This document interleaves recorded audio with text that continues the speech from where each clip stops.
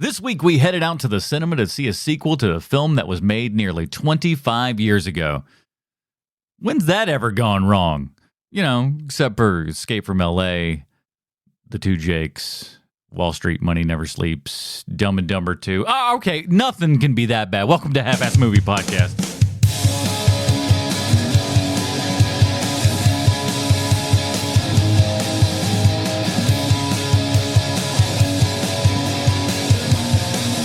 Ladies and gentlemen, welcome back to Half-Ass Movie Podcast, a show where we put together a half-ass theme as an excuse to watch movies. My name is Adam Porters, and joining me today, the only boat you'll find him on has a wet bar and a helipad. Sweet Sean Zakovacs from the internet. What does my past matter when my future is only to die as a gladiator? And Bruce isn't here, but this is what I wrote for him in case he was here this week. I said, every night after making sweet love, he must proclaim, are you not entertained, Bruce Leslie? Thought that was going to be a fun one for him.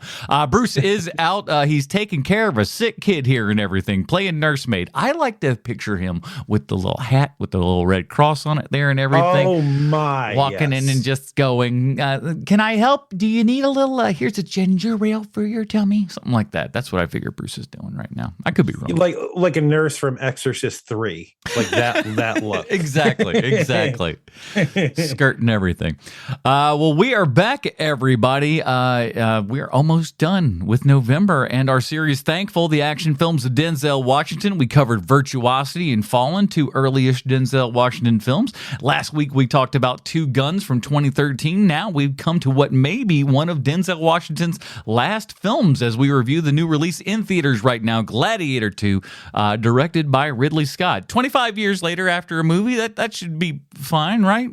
Just fine. Well, look, man, I mean, you know, we talked about it not off air, but we talked about it in the Dinger Zone that, like, if I were to see that there was a Gladiator 2 movie, my first reaction is to roll my eyes. But when I see that it's Ridley Scott directing it, I'm like, maybe. I was the exact same way. I was just like, when you go Gladiator 2, and it is that first thought of like, there's no way Ridley Scott's coming back for Gladiator 2, so they got somebody else. No way this is going to be good. And then when they say Ridley Scott, you're like, okay, wait, hold on now. What's this? Right. Because at the very least, it's going to look great. It'll be competently told. Even some of his stuff that kind of sucks, like your like Gods of Egypt. I mean, most people haven't seen that one. It's not good. I haven't seen it. And you shouldn't, because it's not very good. And like, I love how people were just like, well, you know, the race swapping. I'm like, no. That is the least of the problems of this movie. You wish that was the problem that this movie had. You wish it was. There's so many other things that are way worse about it. That's the least of this movie's problems. Get out of town, dog. But we'll see if Ridley Scott was worth it or not. This go around here and everything. 86 years of age. I don't know how much longer he's going on, but he doesn't seem to be slowing down anytime soon, I don't think. No, it's you couldn't tell watching Gladiator 2 when I watched it about 2 hours ago. Mm-hmm. You can't tell that it's directed by someone who's 86 years old. You can't tell. You know, I think that with Clint Eastwood movies, you can tell that an old person is directing those movies, especially the latter day Clint Eastwood stuff, where you're like, this is a movie made by an old person for old people. The white knuckle action of the mule and Gran Torino, like nothing's happening there. I like those movies well enough, but they're not just like the young man's game with those movies by any stretch of the imagination. He's not pulling out another like a Spielberg or something, like a Saving Private Ryan in his 80s or something like that. But given what we've seen here with Ridley Scott, I believe he's the absolute. In fact, I'm going to go so far as to say he did do that with this movie, because my God, is it epic. It is so bombastic too. It's not just that it, like, the grandeur and the scale is huge, because it is. It's massive. It's Rome, but it's also like kinetic watching it, where like there's like, this is usually used as a pejorative, but like, he has very athletic moves with his cameras. Yeah. And you need it for a movie like this. Otherwise, it's like watching the 1960s Spartacus movie where you're like, yeah, okay. Like, I know that a master filmed this, but this is not great.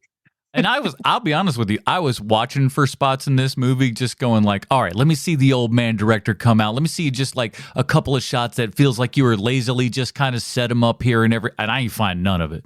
No. And as a matter of fact, one of the things that I kind of found charming about this movie is that the special effects in this movie are just as bad as they were in the original. Like the originals special effects, you're kind of like laughing at it a little bit.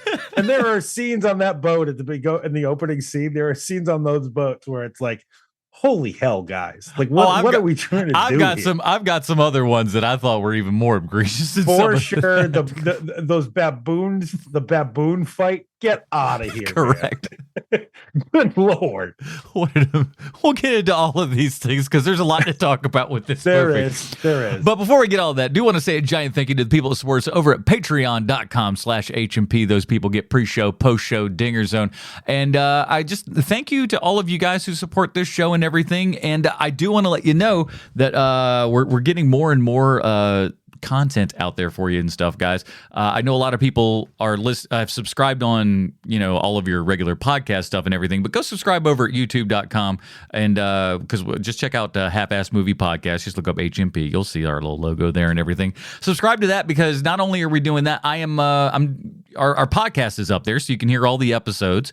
I'm also doing video content there as well. I'm doing some movie reviews and unboxings and all kinds of little fun stuff. I've got other different ideas. This week I'm going to have several different reviews of Thanksgiving movies. Last Criterion haul for this month's sale here and everything. So I'm going to do a video on that. I got 2 more movies that I'm planning on picking up. So I'm going to do a video with that. So please go over to the YouTube page. I'm actually monetized and stuff now. So I can actually make money if you go and watch something. So that would be really appreciative to me. And it don't cost you nothing but your time and effort. Go over there. And I'm so happy because I put a lot of effort into, I unboxed the or rather reviewed Terminator, the new 4K that came out and everything. All the other James Cameron 4Ks have all had crazy AI weird crap done to them, and they all just look bad from a big giant perspective here and everything. And so I thought Terminator was going to look that way as well, so I didn't buy it. But then I did buy it because I heard so many good reviews, and it does absolutely look fantastic. So if you want to see my review on that and a couple of other things, head on over to the YouTube page there. That link will be in the show notes. So I really appreciate that. Patreon.com/HMP. And I'm putting all the stickers and stuff together. I've got the envelopes waiting for the printer to get the stickers back to me, and then we're gonna start sending those out to all of you people. Those details will follow very soon. So patreon.com/HMP. Love you so much. Thank you guys. And if you can't do that, jump over to the iTunes there. Give us a 5-star review. We really appreciate that. Or just shoot us an email, halfassmoviepod@gmail.com.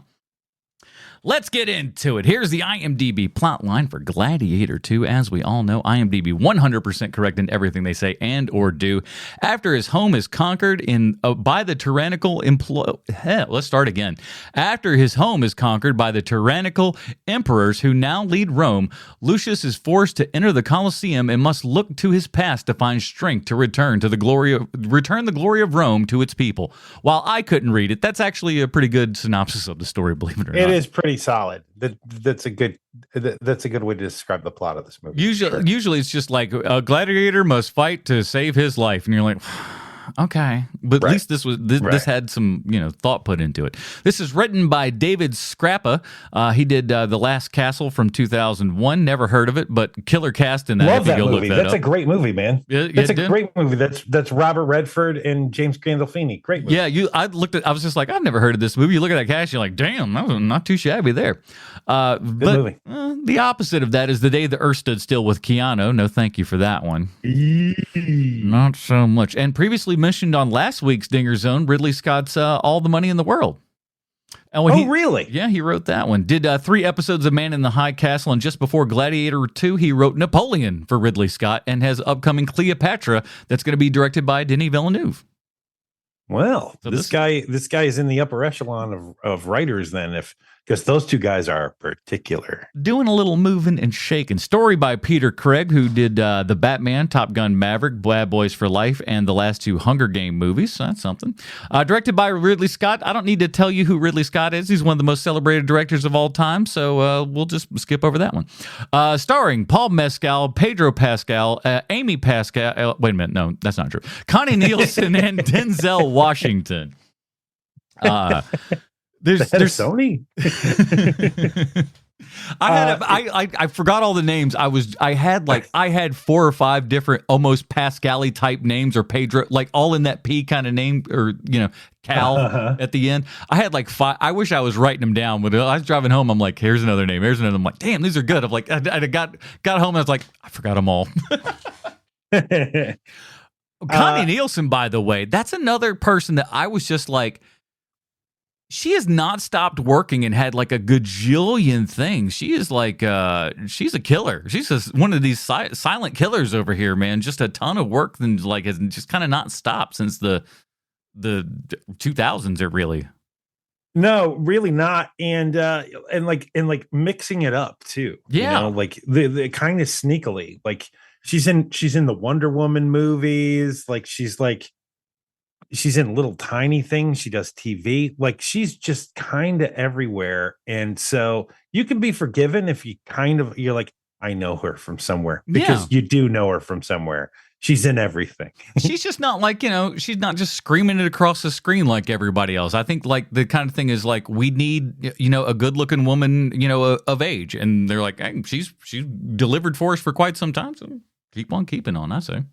She's also great in Nobody. She's good in that too. Oh, yeah. Now, did you know any Paul Mescal stuff before any of this? Were you familiar with this guy? I have never seen this man before in my life. And so when he shows up on screen, the first thing I think is, it looks like Pedro Pascal and Travis Kelce had a baby. Like that's what he looks like to me. Like he looks too similar to Pedro Pascal, in my opinion, because it's like, oh, these guys are pretty like I realize one's of Latin descent and one isn't. Yeah, they Irish still look remarkably alike. Yeah, they kind of got so like their skin tone's not too far off and everything. Hair color, they fairly could be cousins. Oh yeah, like if they played cousins, you would totally believe it. Yes. And so that was one of the things that was throwing me right away. Also, I kept thinking that was Pedro Pascal on all the posters and stuff. And so when it turns out that it's not Pedro Pascal, I'm like, wait a minute, who the hell is this dude who almost is Pedro Pascal? I didn't even know. Like, I was like, when I saw that he like that isn't Pedro Pascal, I was like, oh, did we get screwed? And then Pedro Pascal shows up like 2 minutes later. The part of Pedro Pascal will be played by Paul Mescal today. So I've never seen this. To answer your question, I've never seen this dude before in my life before today. So do you know him from anything? No. Turns out like he'd been acting in some stuff, but really Irish football player. Really? Yeah. So that explains a lot, because he isn't bad in the movie, right? Like he's not bad at all, but there's nothing,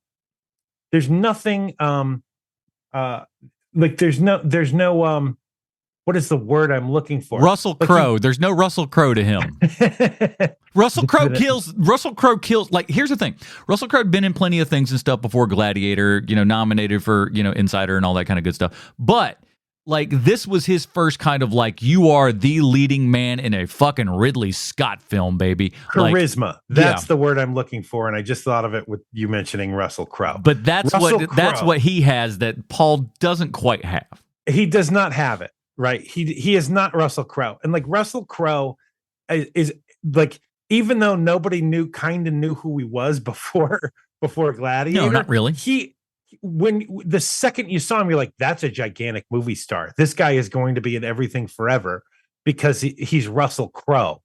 But it doesn't hurt when Ridley Scott is the guy pointing the camera at you and just goes, every frame of you are going to look like a comic book superhero. all of the time, and you are going to be like, you're put down, you're beat on, and yet you're still going to, rise to the occasion here and everything. You're what men want to see on the screen, But I mean, anybody like yes, I agree with everything you just said. But you either have charisma or you don't. Oh yeah, and this guy, I don't think he has it. Like maybe he will learn it in the future, even though I don't think he can learn charisma. He's totally fine in this movie. Like to the point where like I don't dislike him at all. I'm not even indifferent. I think he's pretty good in the role. The problem is you're not like, holy hell, this guy is amazing. Like Russell Crowe in Gladiator, where you're just like, this dude is amazing. I didn't have that feeling with this guy in this movie. Well, okay, and I'll play a little devil's advocate here, because at the beginning, when I saw our kind of main character here and everything, I was like, I was not sure. I wasn't sure of this guy because, like I said, I hadn't seen him in anything previously. Not that I bring any baggage to that. Like, I've never seen you before, ergo you must not be a good actor. Certainly not. But I was like, I'm not sure if I think this guy is the guy to kind of do this. Is he going to be the lead of this movie? And but I feel like his character now, while it's not super big or anything, it's got an arc. He does kind of get up to a point and everything. He doesn't have that extra over the top thing that Russell Crowe has. And that let's be honest, at that point Russell Crowe been acting at least a decade. Yeah. And this guy's kind of prior to a couple years ago was just a football player, and he's a good-looking enough guy. He can act well enough, and maybe get better over the years, and hopefully that's something that like Ridley Scott saw, some of that potential in there, and then maybe over the years somebody else will go like, oh, we'll take that guy, and then get a couple more reps and stuff, and become even better. But I think his kind of lack of that charisma and stuff like that actually works to his benefit for this role, because he's reluctant. I would agree with you, except when you are in a movie that has a charisma vacuum, when someone shows up with charisma, your eye immediately goes to them. And yes, I'm talking about Denzel Washington here, but the other guy I'm talking about is Joseph Quinn, the dude from Stranger Things. Yes. When he shows up on screen, you're like, I just want to see everything that guy's doing over there, because he has charisma. He has like, your eye is just immediately drawn to that dude, like it is with Denzel. And so like when your main character, and don't get me wrong, I am not saying that I dislike this character. I think this character is totally, I like this character. Like I like it. I just don't like when your eye is drawn to two bad guys in the movie. That's probably a problem. That you know what, that is a real problem. He's not Maximus. That's the thing. Right. And so when Maximus shows up, like when Maximus shows up in flashbacks, you're like, oh, holy shit, I wish Russell Crowe was in this. But you don't want Russell Crowe today in your Gladiator 2 today. And to be honest with you, I wouldn't want Maximus to come back anyway. Where did Maximus get a fifth of Jim Beam from? I mean, it would have been awful. It would have been like having Tarkin. Like it's a bad idea. Oh like, God, you made me. That's a worse thought than I just thought we'd put old Russell Crowe in it. You got an even worse idea. We put young Russell Crowe in it. We'd CGI age it. Oh my God, that's even worse. Well, when I saw the really bad CG earlier, I was like, oh no, we're probably getting young Russell Crowe. Here's the thing, though. Here's the deal, though. Like, not for nothing, Ridley would be a person to step his toe out and kind of try a little something like that. He's not completely against, stretching it like that and just going like, maybe we could put somebody in there, and like sometimes it works and sometimes it don't. I've seen the tiger scene in the first Gladiator movie. I know. Yeah. Okay. Let me talk to you real quick about this, because this was something that because if you listen to our top 5 Ridley Scott films over at the Dinger's Own, patreon.com/HMP, we bring up my brain. Why? I go to the plug and then I just like the thought left my brain. What a dumbass I am. I was talking about the tiger scene in, yes. in the first Gladiator. First Gladiator. So the first Gladiator I saw when I was like kind of I may have still technically been in high school. Maybe not have graduated at that point because I was with my buddy Russ, who I don't think I saw too awful much post high school. So he was the guy who told me about The Matrix. Before The Matrix kind of hit, him and another friend had watched The Matrix, and they were like just raving about it. We were joking on him like, it's not real. Like that was we were just kind of like, why would we watch this Keanu film? And then we all saw The Matrix, and we were like, okay, shit. Well, this is actually really, really good. This might be one of the best movies ever made. So yeah, this is all right, fine. And so then Russ told me, he just goes, "Hey man, I'm gonna go see this Gladiator film." Like he'd actually already seen it. He's like, "I saw Gladiator. I absolutely loved it. It was like the best movie since The Matrix or something like that." Like there was a Matrix kind of almost tie-in, just like to level it at that point. And you got to understand, man, like 1999 and like DVDs had just come out, and we've been playing the shit out of them, trying to get all the everything. And you're going to tell me that this movie is just as good as this crazy sci-fi thing that broke all of our brains? I saw the movie. I was like, it's fine. It's fine. It was like you said fight sequences better than The Matrix. You said better than The Matrix, son. We saw Bullet Time in 1999. That blew our dicks right off. You think that like us fighting like a crummy CGI tiger is really going to impress me over someone dodging bullets? Get out of town. Well, I had a little problem with Gladiator for the first couple of times. The first time you saw it. It's like, I don't know that I like this. The problem with the tiger scene is that they have a real tiger on set also. So you know that you immediately like, well, that's CG. Oh, that's a real one. Oh, that's CG. At least they didn't make that mistake in Gladiator 2, where they're like, look, we've got these baboons that look like they're from Hell's Mouth. And we're only going to use those instead of you looking at actual baboons at any point. You know, we didn't see a lot of here, like a lot of like kind of, I can't remember if it's like 45 or 90 degree shutter angles here and everything, because we're shooting on digital at this point. Yeah. Because that's one thing that I really remember kind of sticking out was like just a lot of that, a lot of interesting shooting and stuff with Gladiator 1. And I'm glad they didn't bring it back for this, because I don't know that it would have worked. I don't know if it would have worked. I think we'd looked at that and been like, ooh, that's weird and dated now. That's some old man. That's some old man movie making right there. It's like, ooh, yeah, we turned that thing. Oh, perfect. It's all juddery. I put the camera at a jaunty angle. All right. I think I like. There are so many things about this movie that I like. I don't want to damn it, because like they're like almost like Beetlejuice. That's where this legacy sequel lies for me. Where I was very surprised with coming out of this movie, like I was with Beetlejuice, because I fully expected to hate both movies. Yeah, agree. And especially when you see that runtime and you're like, holy hell. Like, I can't believe we've got to spend 3 hours in a movie theater to watch a sequel to Gladiator. to watch a sequel to a 25-year-old movie, like, oh boy, what kind of road are we going down here?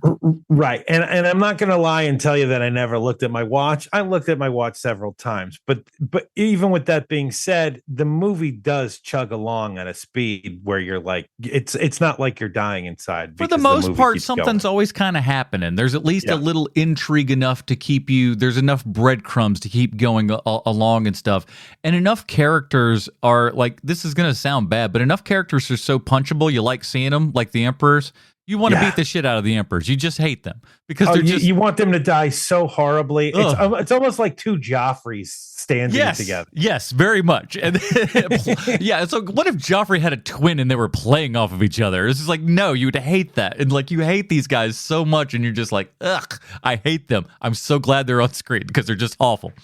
And Joseph Quinn, of the two emperors, he's the one who has the toughest road to hoe, because basically the other emperor is Rain Man. Like, he's dumb. He's basically playing Rain Man. And then you've got Joseph Gwynn, who has to be like the sly, manipulative one. Yeah. And you have to see that he cares for his brother, even though his brother clearly has some mental disability, and he's doing all of this, and you still want to punch that dude in the face. Oh, yeah. He's doing amazing work in this movie, that guy. Yeah, anything that they can do that makes you want to hate them, they're like, no real reason, but this fight's going to be to the death. And you're like, what? Like in the middle of your fancy party? Yeah, just on account of we want to see some blood, so why not? We can't call this movie Caligula, so we got these two emperors. See, it's different. Two emperors.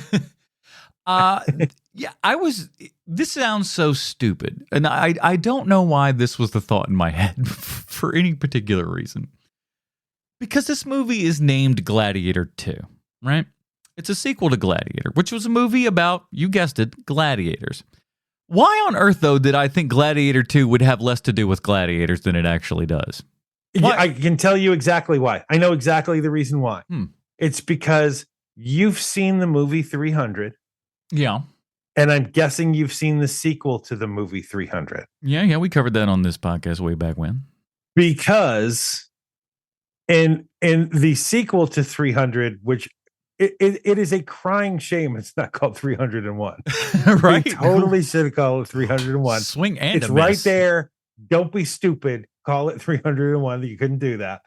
And that movie is nothing at all like the original movie. Like nothing about that movie is the same. Yeah. And because it takes place during it's sort of a sword and sandals movie, your brain somewhere in the deep recesses of your mind was thinking about that terrible sequel to one of the most homoerotic movies ever made. And that's probably what happened here too, where you're like, oh, this isn't going to be about gladiators. It's Gladiator 2. I was like, I don't know what I was like, and at the same time, like when I reflected on it, I was like, what did you think it was going to be a road trip? It's called Gladiator 2. They're going to be fighting in it, you dummy. And I'm just like, oh yeah, well, we are now, not for nothing though. We are kind of in almost the exact same predicament as we are with Gladiator 1, so to speak. It's just, yes, we're kind of back to square one. Now, spoiler alerts, because we haven't really said too awful much as far as that goes, but spoiler alerts for people that may never listen to this podcast before, so we're going to spoil some stuff here. It's fine, like, because I liked it. I don't, and again, it was another one of those, like, maybe I'm just dense, or I'm purposely not looking for any kind of, because I didn't watch any trailers for this. I didn't know jack. Nor I did not. I knew Ridley Scott. I knew it was Denzel, Gladiator. That's it. Zero. I don't even think I technically knew Pedro Pascal was in this. I don't even think I knew that. But I thought he was on the poster. So, but I thought that was him. I did, but I was just like, I don't know what I was expecting going in, but the fact that it is very much just a retelling of that of the last story, or a continuation, which is almost like a retelling. It's like Evil Dead 2. It's like, it's the same thing again, but not really, kind of. Yeah. And I mean, there is a whole lot more plot in this movie than there was in the first one. You have basically 3 different storylines happening at the same time, because you've got Lucius coming home, and we don't even know he's Lucius yet, although all you have to do is like think about it for 30 seconds. It should have been looking me right in the face the entire time, but me just like, oh, he said that, can't believe that. Like, really? What a bumpkin. I did the same goddamn thing, and I got mad at myself. I was like, what? Like what? Sitting there scratching your head till it's raw and bloody, going, it's called Gladiator 2. It's going to be a movie about gladiators. And son of a bitch, if it's not like an actual sequel to the first Gladiator movie, they literally told you it took place 16 years after. 2 + 2 = 4 sometimes, Porters. Jeez. You've got that plot line. Then you've got the plot line of Lucius going through the gladiatorness of it all. Like, that's like the first one. Then you've got the intrigue of court, where you've got Pedro Pascal and his wife trying to overthrow the emperors, the dual emperors. And then on top of that, then you also have the Denzel Washington story. So like, you've got a lot of shifting plots happening, which the first one doesn't have. And I'm going to be honest with you, you need all of those plots, because you do not have Russell Crowe in your movie. So you need to keep people's interest going because Paul Mescal isn't bringing the thunder. Yeah, and also his character's kind of written to be a bit more quiet and reserved and everything, and the guy who's sitting back and kind of looking at the situation and not necessarily giving the speeches that like a Denzel would give, so for example. And that's kind of the other issue with this movie is that Gladiator comes out, it's got all of these amazing tough guy lines. There's so many tough guy lines in that movie, and in this one there's almost none. And I'm wondering if that's still holdover from 9/11. I really do. Because the first Gladiator's before 9/11, and that movie is completely different than like Black Hawk Down. Yeah. Like Black Hawk Down is a totally different movie in the politicsness of it all. Right. So I'm wondering if this movie it's just changed the filmmaker enough where he's like, I don't want to have a bunch of tough guy lines in this movie. I don't know. There's like in this particular thing when you have that, it will rain throughout, the voice will rain throughout history or whatever the particular line is. I just kind of lost off the top of my head. But it's like there's stuff like that when you hear it in this one, you're just like, ooh, is that like you're right? It's those tough guy film lines that just like make the hair on your arm stand up and just make you like, you become an American when you hear that. I don't care what country you live in. On my signal, unleash hell is like one of the greatest lines of like tough guy lines in a movie ever. Yeah, and he's chock-a-block full of those in this in that film. Maybe you don't need that many in there, but like he almost has like he's got like a little chant there that they have, but that's not much of nothing really comparatively. That's not the same. No, ain't nobody saying that as a joke on the playground. No, nobody's going like, yeah, we're gonna kill. See, I don't remember what it was. I didn't say that too long ago. But there's nothing that you remember. I will say this: really. I was I was happy about this because that's one of the things that I do remember people certainly remarking about the original Gladiator and everything was it was a nice little gore fest here. People getting heads chopped off and all that kind of good stuff, and that continued on in this film, and I was happy to see that. Yeah, there are things there are visuals in this movie that some people are going to have to turn away. Yeah, for sure. Good. Like, and at least we got at least one. There were a couple, but one very prominent head chopping scene, which I was like beautiful because that was the big thing. People were like, "Oh my god, so many heads chopping off in that Gladiator movie." That was like a selling point for like high schoolers and stuff. Like, oh, so many people get their heads chopped off. We're like, oh, we got to see that. Oh, then I gotta see that. There's nary a head chopping off in the Matrix. No, all the heads are still in place there. They just have a digitalized body and go away. These are heads coming off and fountains of blood coming out. We're like, sign me up for that.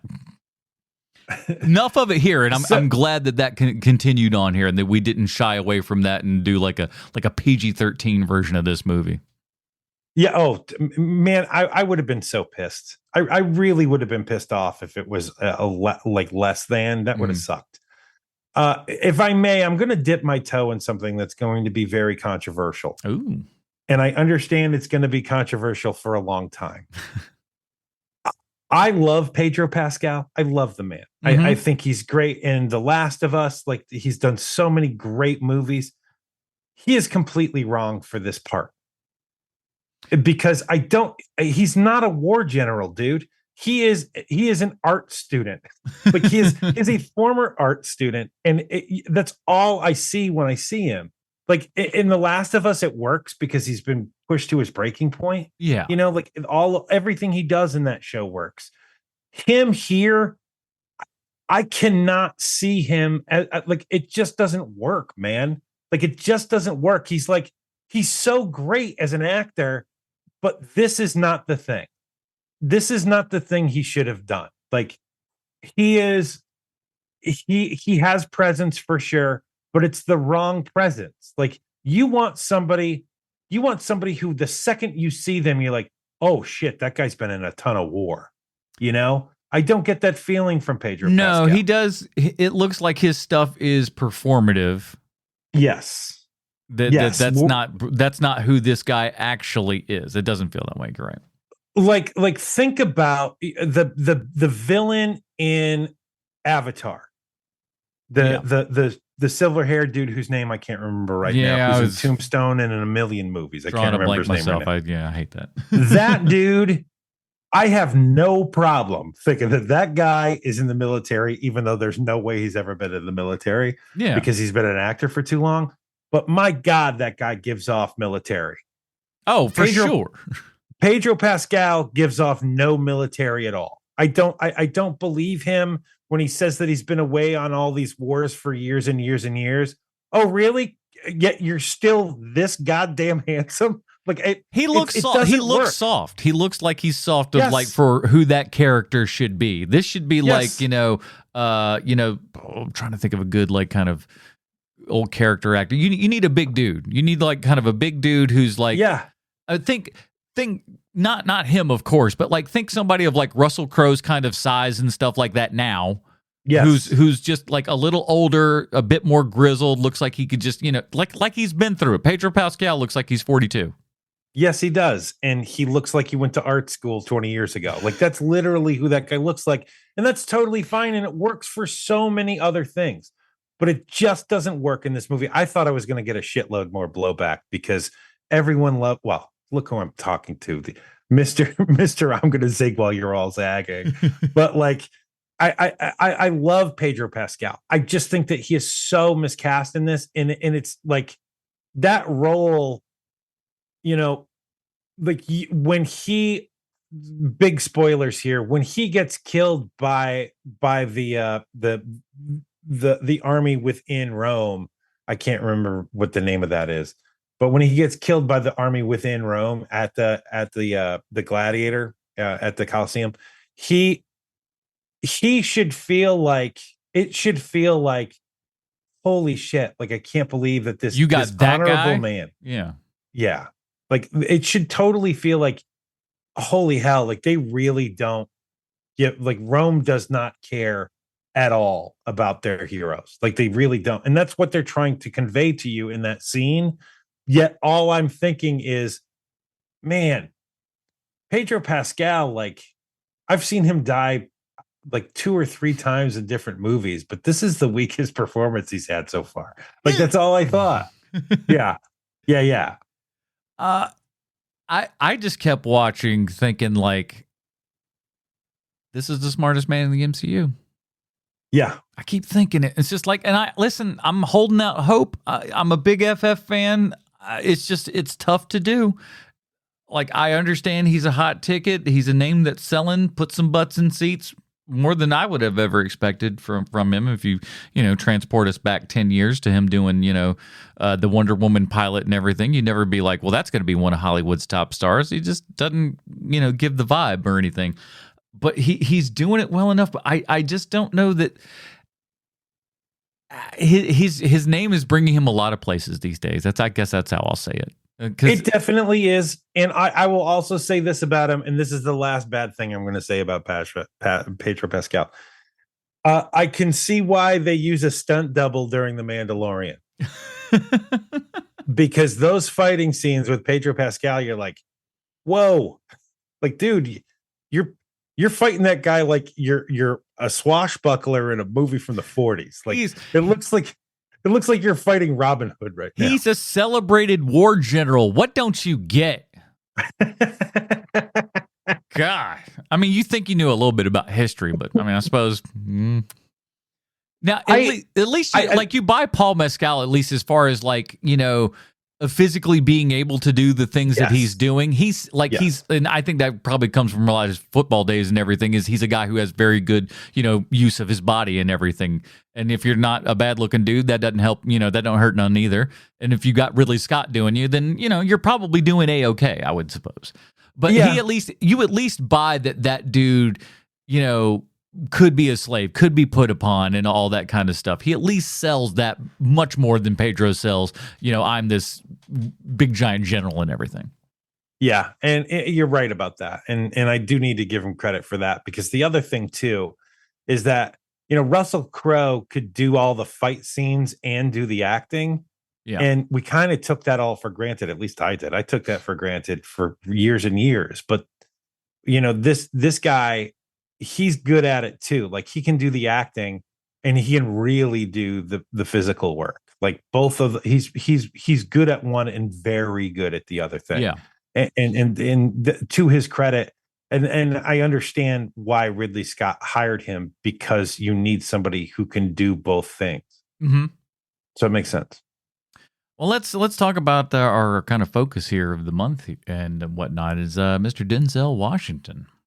Okay, so when you are in a movie that there is a vacuum of charisma, let's say we're in a scene that Joseph Quinn isn't in, which is many scenes in this movie. For this 2.5 hour film, yes. For this 2.5 hour film, Joseph Quinn's in this movie for maybe 20 minutes. 23 minutes, yeah. So when Denzel shows up, Denzel is literally giving all the hand. Like, listen, we want you to grow a mustache out so you can twirl it. He is on fire in this movie. And literally every scene he is in, he's just taking everyone else to town. Like he is enjoying being the focus of this movie so much. Like, while he's on set, he's looking at the lead actor, and he's literally thinking to himself, "Oh, this movie is mine." Oh, Paul, you're such a nice young Yeah. man and everything. I thank you for coming out here today, but let's be honest, this is gonna be my movie. Exactly, and I think he knows it, and he plays it as such in the entire movie. Yeah, he's a side character who has main character vibes the whole time. Yes, and I like it's like the it's not so bad with Paul Mescal that you want the bad guy to win, and we've seen plenty of movies where we want that to happen. This is not that movie. Like, you do want to see the good guy win.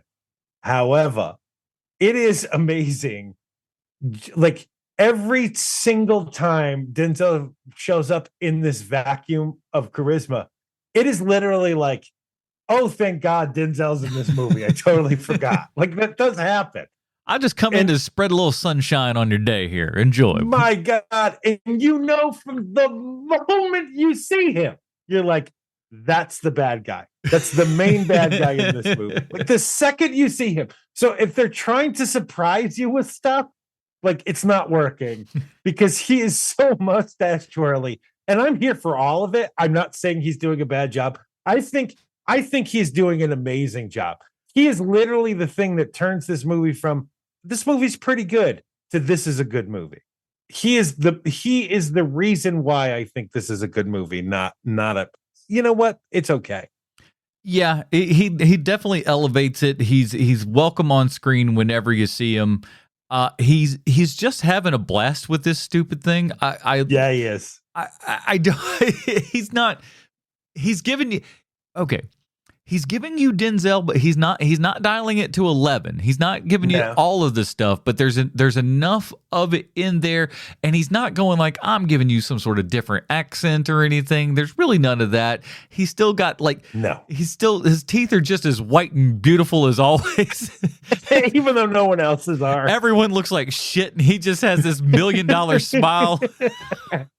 And the dangling. I didn't think about that. You're right. He totally does. And the dangling. Even the main actor has shitty teeth. Oh, in yeah. This movie. But the dangling earrings just distracting as shit. It's the flowing, like, it's I love everything about it. It's just because it's bad. It's supposed to be. That's the whole point of this dumb character, is like, he is, this ostentatious, weird kind of thing. I guess. Here's the thing. So the controversial bit, I don't know if you've heard of this, but the whole thing is apparently there was a gay kiss that was taken out. Really? They had taped it and everything. So obviously you've not heard that, but so no. Now, did Denzel's character play gay to you? He played as bisexual to me, but it was more like, look, I don't mean to offend anyone by saying this, but the most self-involved people I have ever met are bisexual. Like, they are like, all they think about is themselves. Can I tell you why? It's because it's about them. Yes, that's all it is. It's about how it's about my pleasure. Who cares about what anybody else? That's why I'm just taking it wherever it comes, baby. I have never met a bisexual, whether it's a female or a male, where I'm like, you know what? They totally have their stuff together. Like I've never thought that. I've never seen it. So for him to be a bisexual character, which is the way I was reading it, Mm-hmm.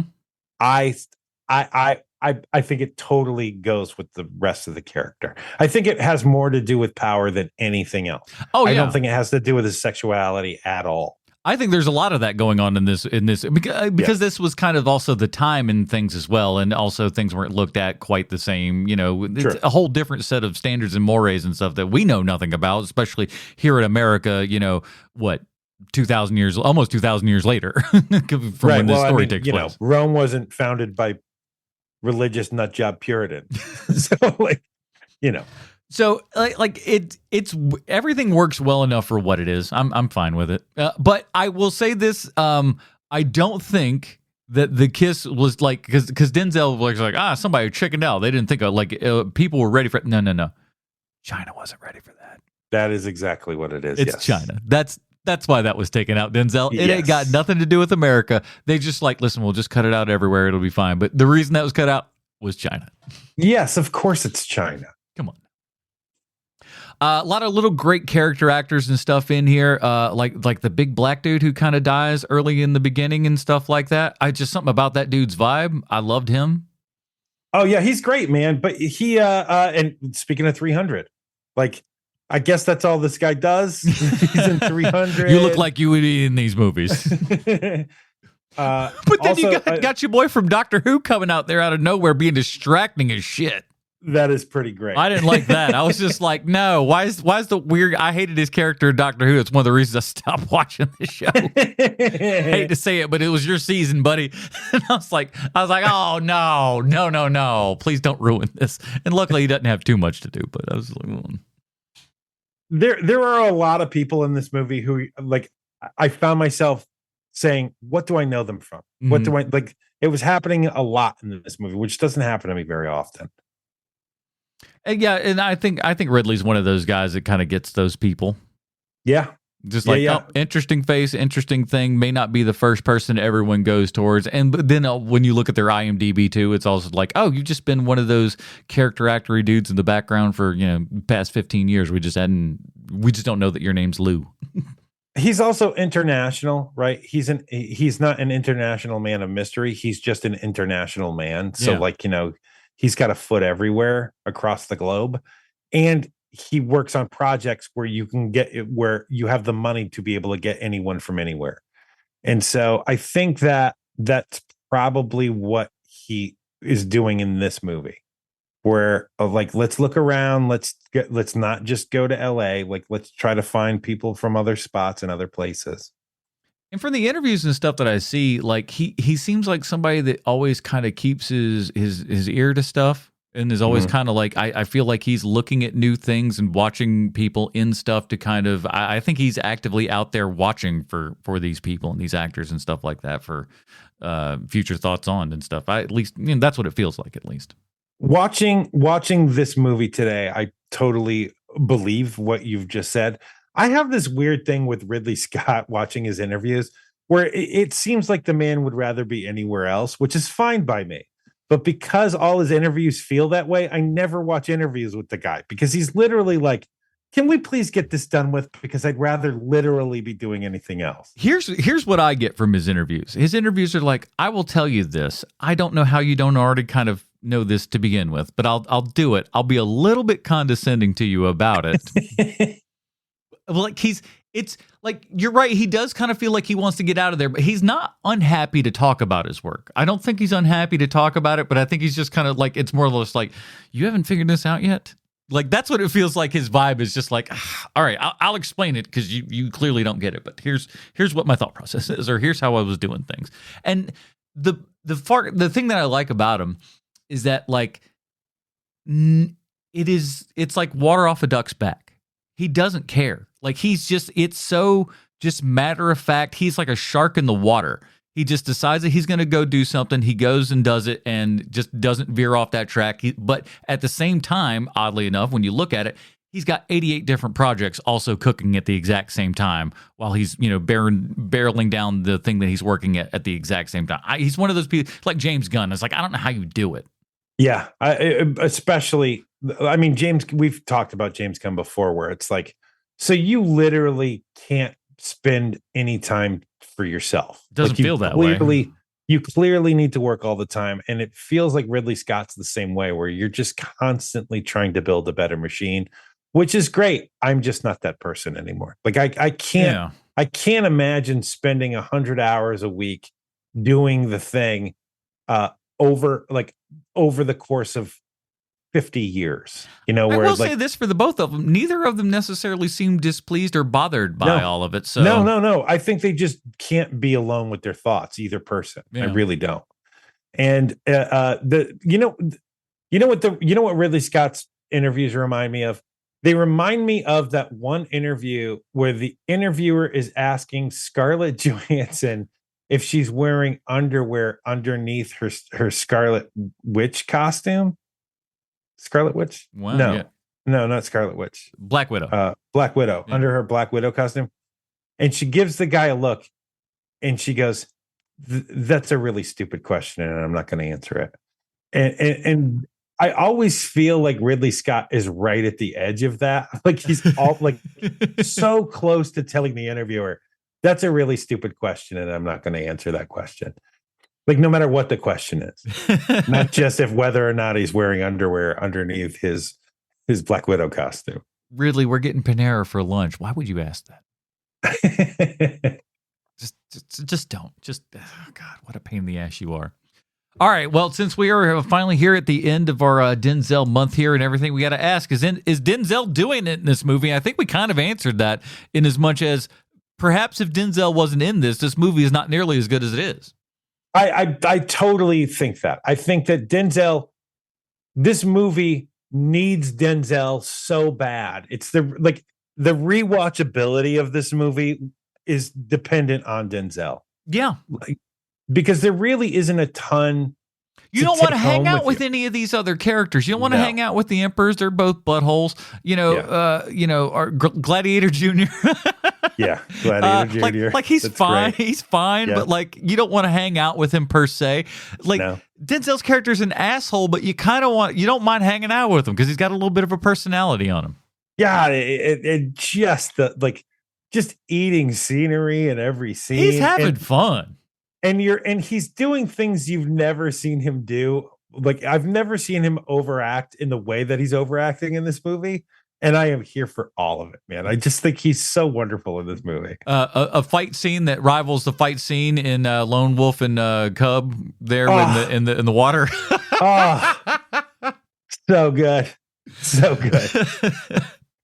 Him looking at his cut off hand.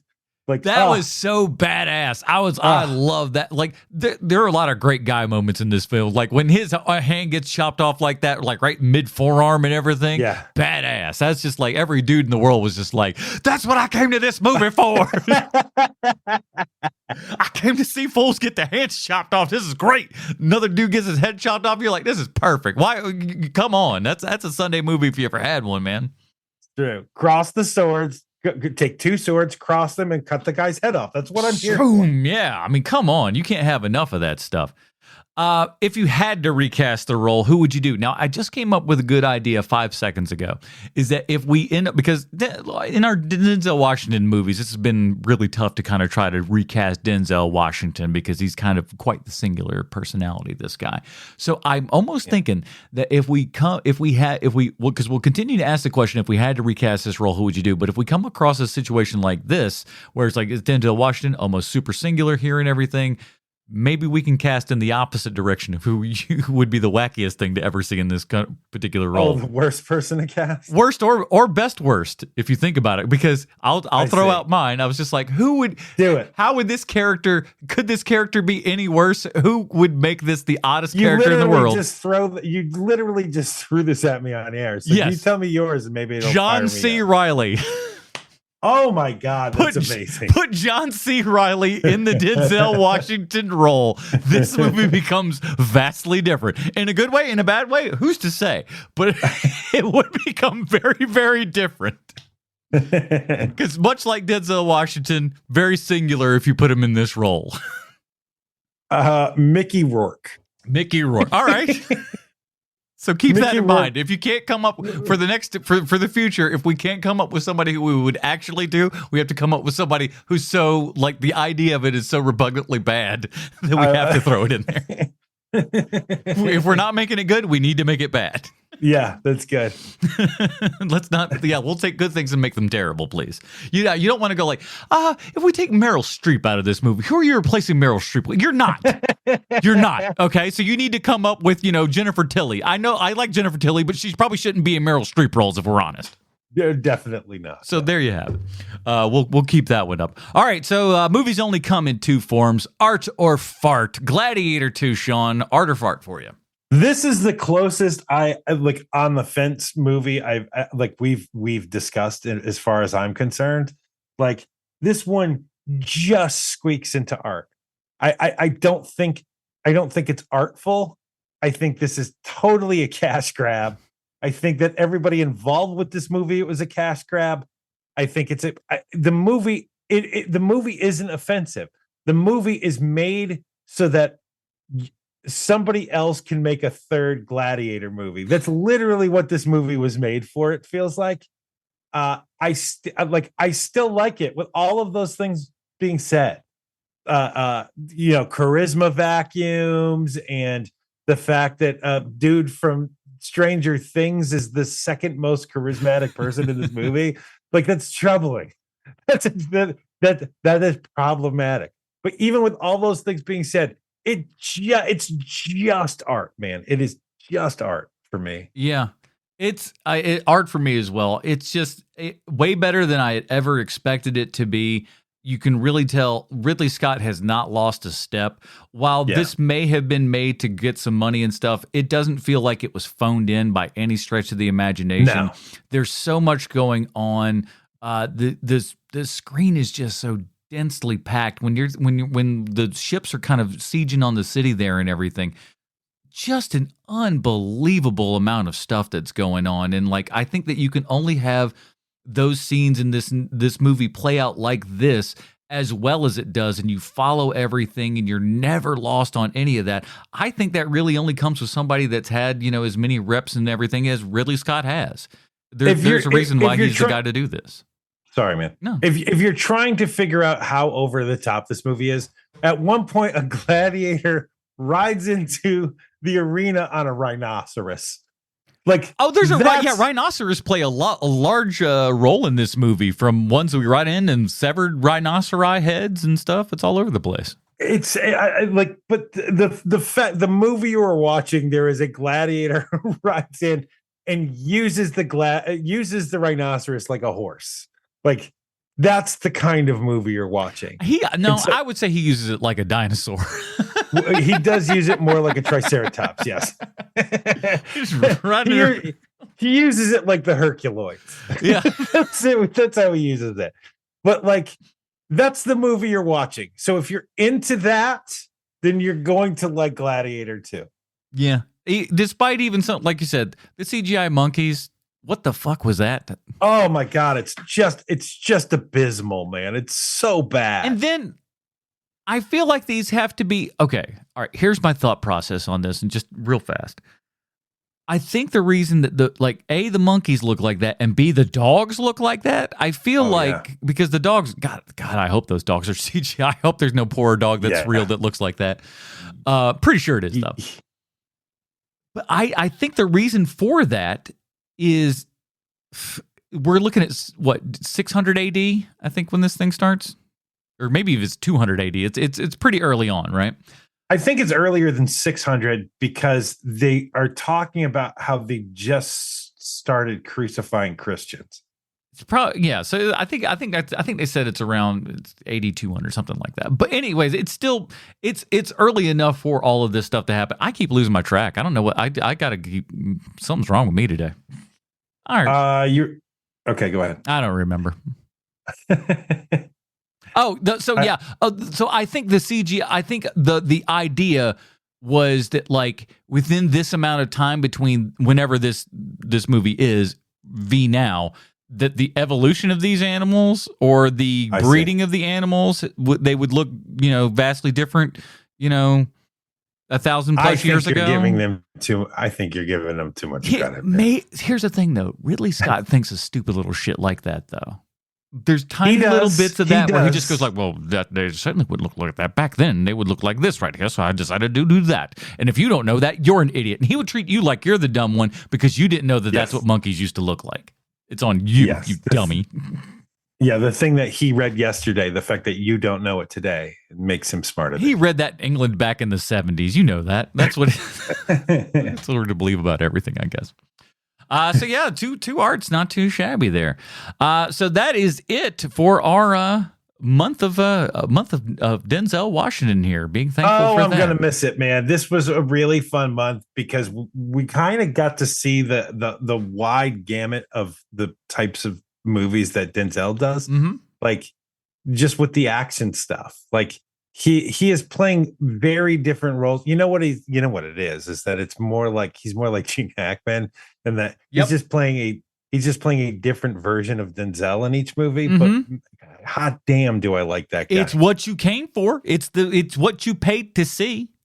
Yeah. You put the quarter in, you take the ride. And that's what I want with a Denzel Washington movie, and that's what he continues to deliver, year in and year out. So like I understand. He just like he wants to kind of wrap up the game here and everything. He's getting up there. He's in his 70s at this point.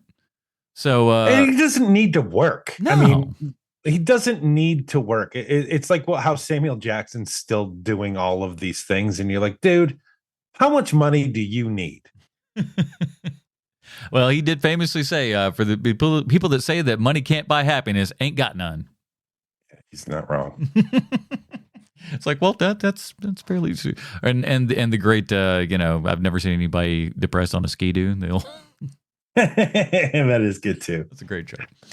But while we have to leave old Denzel behind here, we can only do our best to exchange him with one of our other great American actors, and there's no better to do it in the season of Good Tide and Giving, as we are covering our Christmas season here with our series St. Nicholas Christmas Cage, the Christmas movies of Nicolas Cage. There's a lot of seasons in this title. That's a lot, but I'll take it.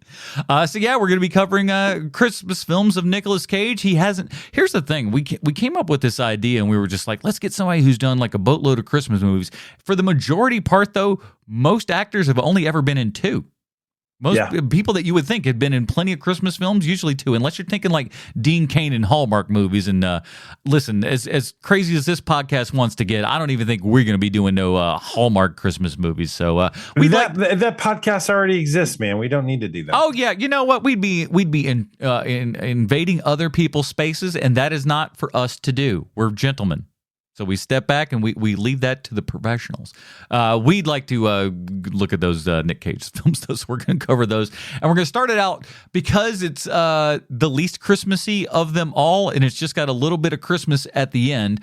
We're going to be talking about Raising Arizona next week. So I know that's going to make most of you cry, that between now and then you're going to have to rewatch Raising Arizona again. It's a real bitch and a half, but you're going to need to fire up a DVD player. I'm sure it's on a streaming service somewhere. And you know what's going to happen, Sean? You know what's going to happen? I'm going to buy this on Blu-ray on a counter, and tomorrow they'll say, by the way, in February, Raising Arizona on Criterion Blu-ray. You watch in 4K. You watch it. You watch that happen. That's how that's going to work. They don't have that already on 4K? You would think, wouldn't you? Yeah, I would. The Coen brothers are like, they're kind of singular, and everyone knows them. You'd think that would be on 4K. Yeah, they're only just now getting around to Miller's Crossing. Wow. 4K, so wow.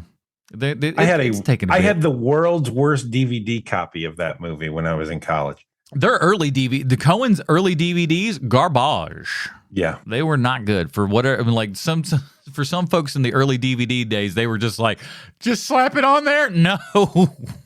Yeah. No, you need to actually look at what you're doing before you put it out there and just kind of, they put it in the oven for like 5 minutes and they were like, it's fine. Just eat it. I don't even think there was a menu. I think that it just started playing the movie now that I'm thinking about it. My Miller's Crossing. Those are real good ones. When the disc is over, it just starts again. Yeah. It's like, like, this is for retail. That's what you do with retail DVDs. That's not supposed to go into a person's home. You wake up 4 o'clock in the morning, it's just Nick Cage screaming after a baby. You could go out worse. So that will do it for this episode of Half-Ass Movie Podcast. Join us next week for our St. Nicholas Cage, the Christmas movies of Nicolas Cage with Raising Arizona. That is it for Sweet Sean's and Kovacs from the internet. The absent Bruce Leslie. I'm Adam Porteous, reminding you that the only difference between art and fart is a death.